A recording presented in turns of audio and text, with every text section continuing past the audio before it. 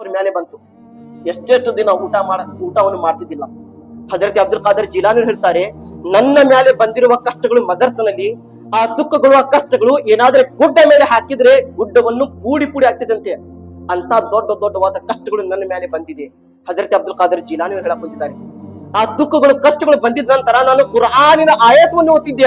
ಆ ಕುರಾನ್ ಆಯತ್ ಯಾವುದು? ಹಜರತ್ ಅಬ್ದುಲ್ ಖಾದರ್ ಜಿಲಾನಿ ಹೇಳಕ್ ಹೊಂದಿದ್ದಾರೆ, ಫಇನ್ನ ಮಅಲ್ ಉಸ್ರಿ ಯುಸ್ರಾ, ಇನ್ನ ಮಅಲ್ ಉಸ್ರಿ ಯುಸ್ರಾ. ಈ ಕುರಾನಿನ ಆಯತ್ ಓದಿದ ನಂತರ ಎಷ್ಟೋ ಹೃದಯಕ್ಕೆ ಶಾಂತಿ ಸಿಕ್ತಿತ್ತು. ಇದರ ಅರ್ಥ ಏನು?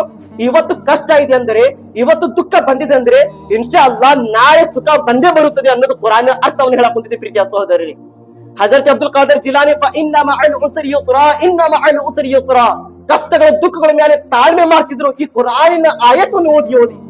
ಹಜರತ್ ಅಬ್ದುಲ್ ಖಾದರ್ ಜಿಲಾನಿ ಇಲ್ಲಿ ತನಕ ಹೇಳಿದ್ದಾರೆ, ನಾನು ಮದರ್ಸನ ಹೋಗಿದ ನಂತರ ಸರಿಯಾಗಿ ಊಟವನ್ನು ಸಿಗ್ತಿದ್ದಿಲ್ಲ.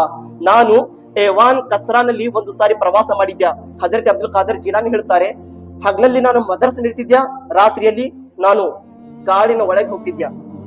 ಅಲ್ಲಿ ಹೋಗಿ ನಾನು ಅಲ್ಲಾಹನ ಜಿಕ್ರ್ ಮಾಡ್ತಿದ್ಯಾ, ಬರೀ ಅಲ್ಲಾಹ್ಗೆ ನೆನಪು ಮಾಡ್ತಿದ್ಯಾ, ಬರೀ ನಮಾಜ್ ಮಾಡ್ತಿದ್ಯಾ, ಬರೀ ನಮಾಜ್.